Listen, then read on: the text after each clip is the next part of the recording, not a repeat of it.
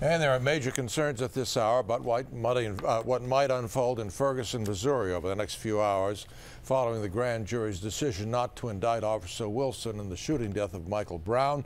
There was widespread violence, more military being called in. Scott Thuman has the latest on multiple new developments at this hour. Scott.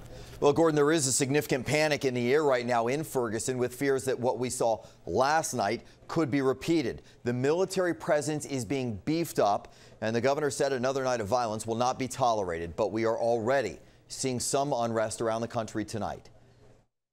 From Baltimore to Atlanta, it is already proven to be a tense evening. Demonstrators shutting down intersections in protest of the decision not to indict Darren Wilson, who sat down for an hour today with ABC's George Stephanopoulos. He said, Officer Wilson, that he was always in fear for his life. Then Michael Brown reached into his car, grabbed for his gun. But there are worries that no explanation will prevent another night of arson, looting, and gunfire.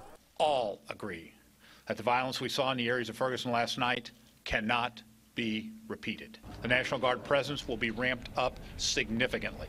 Governor Nixon says more than 2,000 guardsmen will be on hand over the 700 last night. The White House spoke to Nixon twice since the rioting began and held a conference call with mayors across the country. President Obama getting multiple briefings. Meanwhile, Michael Brown's family attorney says the grand jury system was abused, that prosecutors should have been tougher on Officer Wilson. A first-year law student would have did a better job of cross-examining a killer of an unarmed person than the prosecutor's office did. And though they denounced the violence, they promised the matter won't just go away. We took a blow last night, but that's all right. We've gone to the corner and cleared our heads. I like it. We come out for the next round.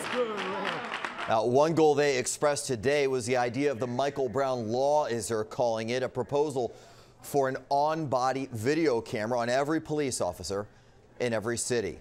Maureen. Thank you, Scott.